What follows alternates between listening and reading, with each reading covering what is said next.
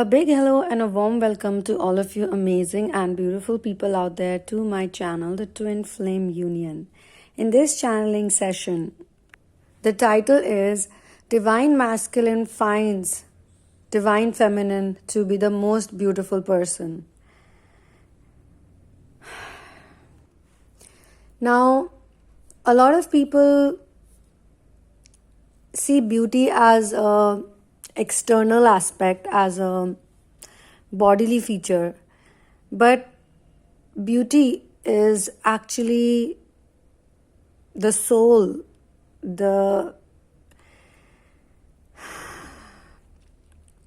so basically what I'm getting is that the divine masculine is in awe of the divine feminine's beauty, and he is literally in this channeling feeling like a mirror. And when he looks at her, looking at him, he feels like he is the mirror, and the mirror is looking at the most beautiful person that the mirror has ever seen. He feels that she's like a lethal beauty. And he is saying that I'm not in my senses. I have lost my senses. And the only person and the only thing I remember now is you. And I have forgotten the rest of the world. I am receiving this channeling for people who have been in this journey for a good number of years, or they have been very intensely into it, which means that they may not have been in this journey for 11, 12, 13, 14 years, but whatever time they have been here, they have done active inner work and they are completely focused on their empowerment and their mental growth and their independence. And this obviously applies to the divine feminines, because the divine feminines are the ones who do inner work. But their inner work has a major, in fact, 100% impact on the divine masculine. And this channeling, when I received it, first I saw the mirror, and then I thought that I've already spoken about the mirror in one of the information videos. So then why am I seeing this mirror again? It was a beautiful mirror.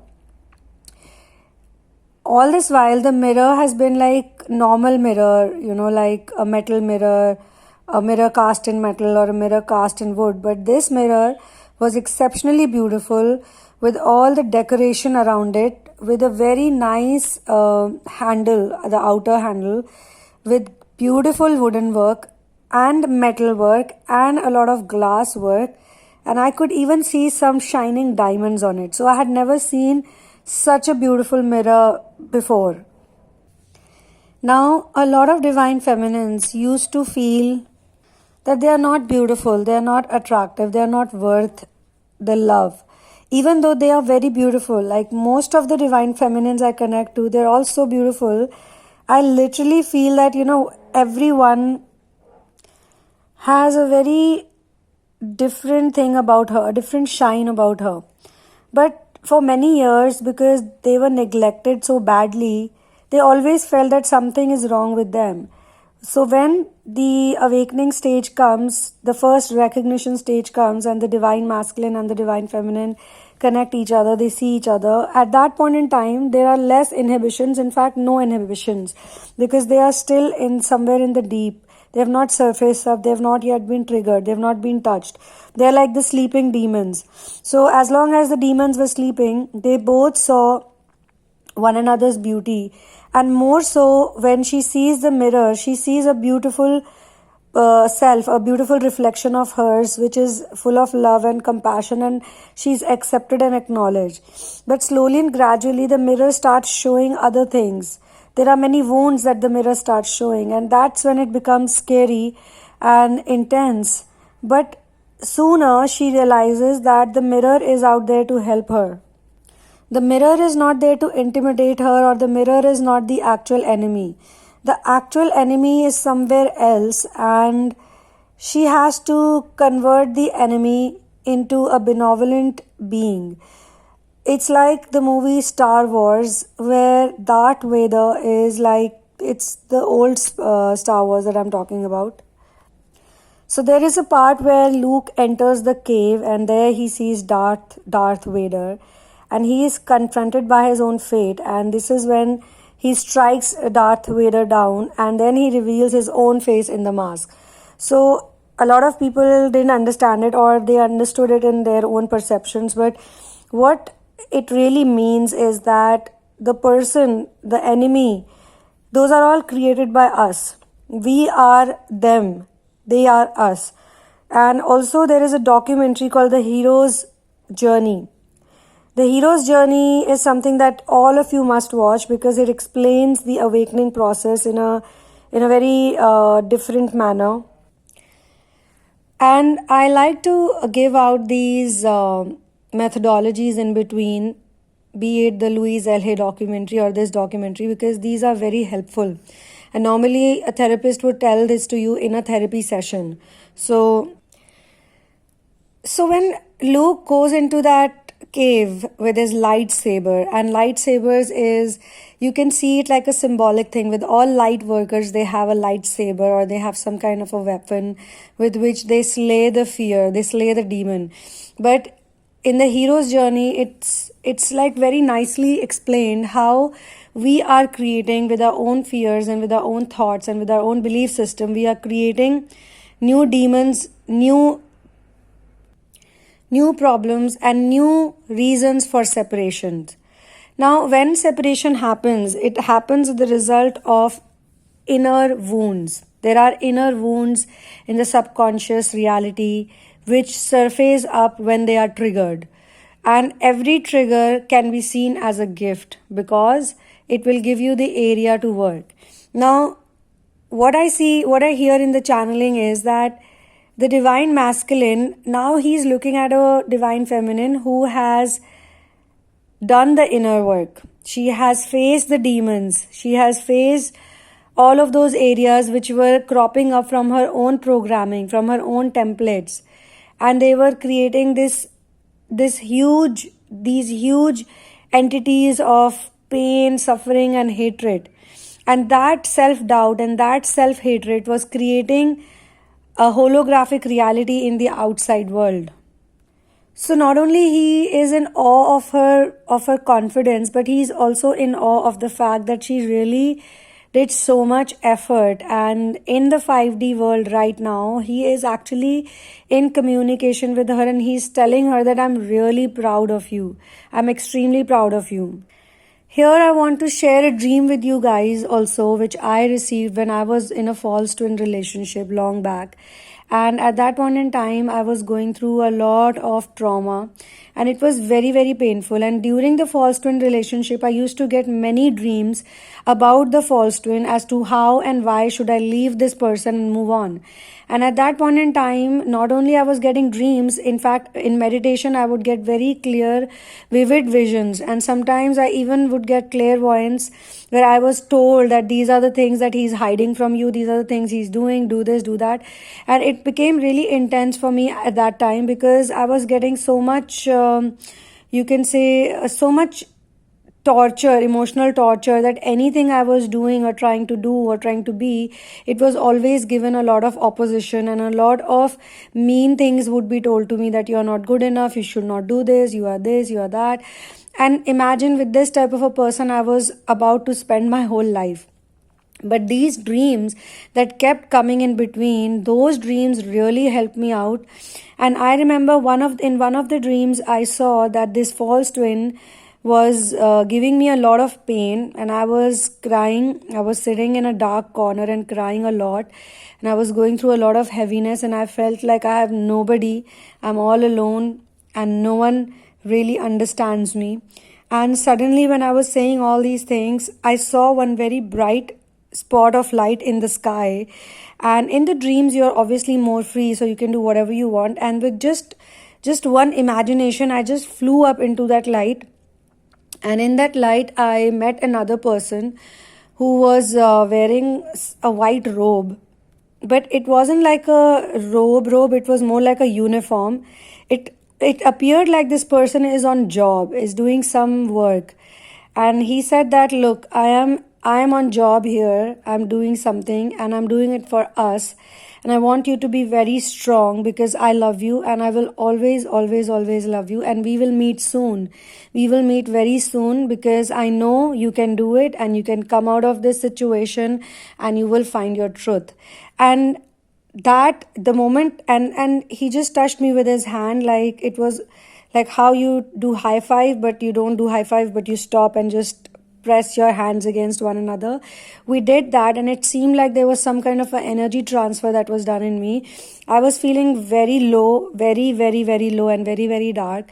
And when I woke up from that dream, I was very energetic. I was very different after that. I felt something in me change, because I literally cried myself to sleep. And during my false twin relationship, it was a normal thing for me to cry every night. Every night I used to cry myself to sleep, every single night. It was not even funny, like the things that I was going through at that time. And I still could not understand, what was happening, because I was in the twin flame journey much before. As I said, that I had written a book about this subject.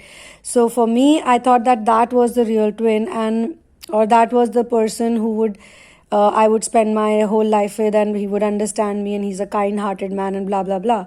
But later on, I found out many things, that he is very materialistic, he was abusive. There were many things which, again, I don't want to get into it. But those dreams and visions and clairvoyance were really, I would say, those were my channelings. Just the way you're receiving these channelings, those were my step up, like a top up, like you have a top up in the phone.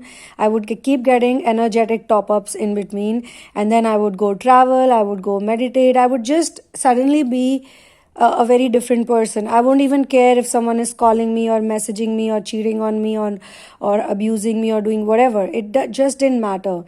So the reason I'm saying this is because I know that a lot of you could be in a situation which feels like a loop. Even when it comes to the divine masculine and your separation, it could feel like a loop, but trust me, it is not. Because once you start getting energetic downloads, and once you start getting top-ups like these, you are actually being told by the divine entities, divine benevolent beings who are also twin flame healers and master souls. They're trying to tell you that you do your bit. You would cry, you could feel bad, you could feel, really upset and angry. But in the end, it's all worth it, because every time you release something like this, you also feel very good. So I remember that night, I probably released some very heavy baggage, some very heavy load. And immediately after that, I received this. And this message at that point in time, I didn't understand it. I again thought it's the false twin, because I could not really figure out that why he looked different, or why was he someone else. At that point in time, I didn't understand all of that. But yes, I moved on and I became much stronger, and that strength and that courage actually helped me find out more truth, just the way it was told in my dream, that you will find more truth and you will find your truth. And it was like, okay, now in this channeling too, I have always sensed that the divine masculines are also emotionally very understanding. And yes, they have probably done bad to you, as how you see it at this point in time. But they have their own struggles and they have their own fears. But because you have the shared DNA template, which means you have the same exact model, okay, which is also connected with one another. And your twin flame journey didn't start 2 years back, 3 years back, 4 years back, 5 years back. No. Your twin flame journey actually started the moment you were in the mother's womb. Yes. I don't think anyone else would say this, but this is how I have figured out this journey. Your work starts the moment you are on planet Earth. It's as simple as that. And then whatever you need to know, whatever you need to learn to ascend, is communicated to you via feelings, and the feelings create the reality. So feelings come first and then comes the reality. Now when you do the dissolution of all the feelings, then you come into the zero state where source is.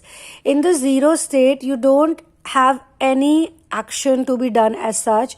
It's all inspired action, and the source is the doer. The source is doing everything.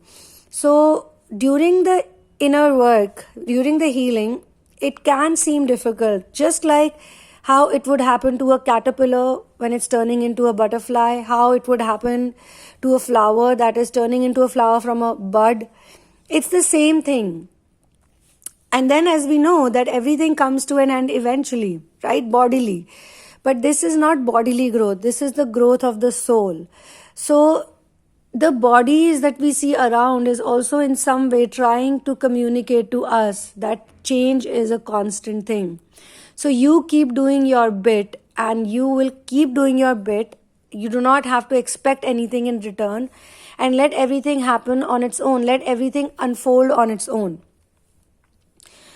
So now the divine masculine is looking at a very empowered divine feminine who is now, first, she was scared to face the mirror. She wasn't like, I don't want to do it. But now she's like standing in front of the mirror. She's very well dressed. She has open hair.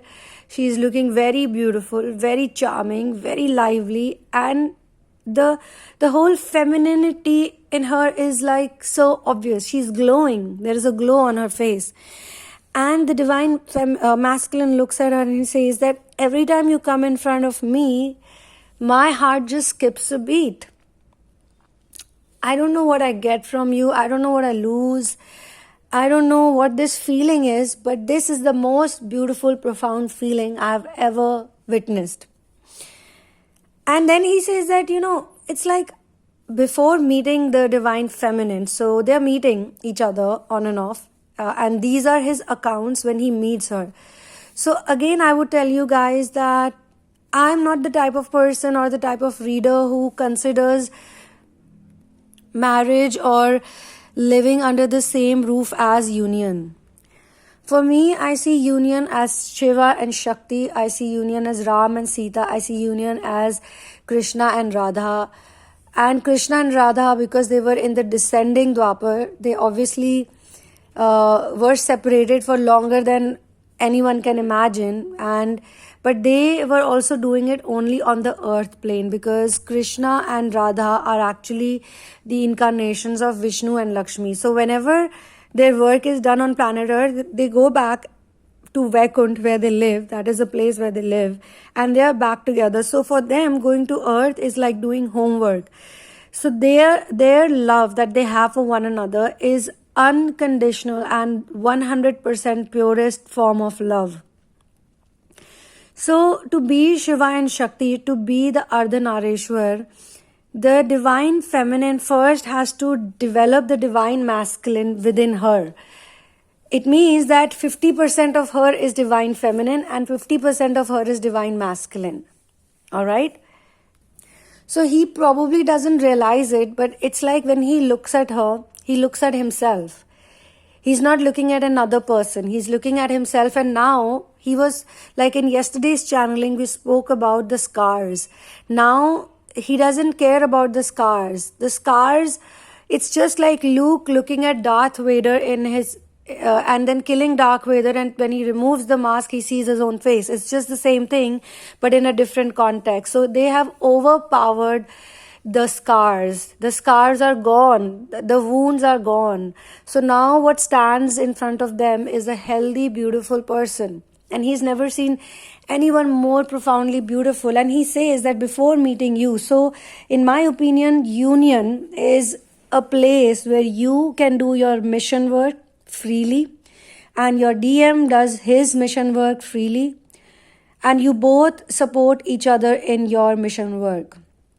You could be having same mission work on planet Earth, or you could be having different mission works. He is doing his bit, you're doing your bit. But you both have a very harmonious flow of exchange. It's not like, oh, you didn't call me like then, or you didn't reply to me, or he's like, no, why do you think like this? Or, it's not like you're constantly explaining and bickering with one another. That's not union. Union is whether you talk or not so much, whether you spend so much time or not, it doesn't matter. These physical elements don't matter. What matters is that you are committed to one another and you are very well sure about one another. You know about one another.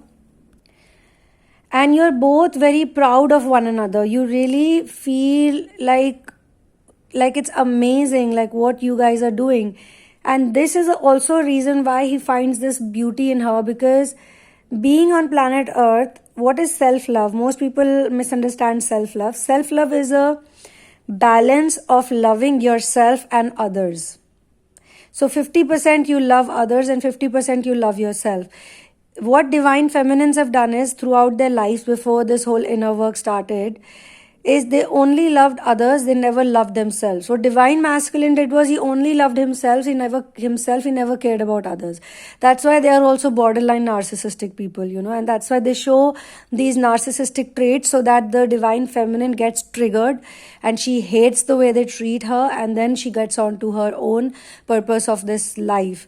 So for her, this purpose that she has found with herself, that is the true place to be in. So all of you should know that you're in mission, you're in union, when are practically and actively, not theoretically, not in imagination, but for real, doing your mission work. And you have the divine masculine who is appreciative of your mission work, who really appreciates that fact, and he's also willing to give the support, but you should never rely on his support.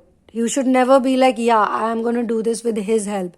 You should be like, I will do it without anyone's help, because I have the source. Source is there to do it for me. Source is the doer. I am not the doer. So obviously when you are not the doer, source is the doer, then it doesn't really matter who supports you and who does not support you. That way also you lose a lot of baggage and you don't need validation. Now the divine masculine is saying to himself while he's sitting alone that every time I meet her, every time we plan to meet one another or plan to talk to one another, there are so many things in my mind that I want to say to her, that I want to tell her. He really loves listening to her, and he really finds it very, very big, very gifted, that she is so expressive, like she can talk, without being conscious, and she can tell about her life, about her struggles with so much ease. And he feels that even he's expressive, but he's expressive in different ways. He finds it very enticing, to listen to her. And he thinks that every time I talk to her, or every time we plan to meet or we meet in person, I have so many things in my mind that I'm going to say this, I'm going to say that, I'm going to do this, I'm going to do that. But I don't know what happens. Every time she appears in front of me, then he's saying to her that every time she appears in front of me, I just keep staring at her or just keep listening to her, and there's nothing else I do. I mean, I'm totally dumbfounded and I'm totally speechless. So on this note, I'm going to end the part 1 over here, and I will continue this channeling in part 2. So one love and peace out.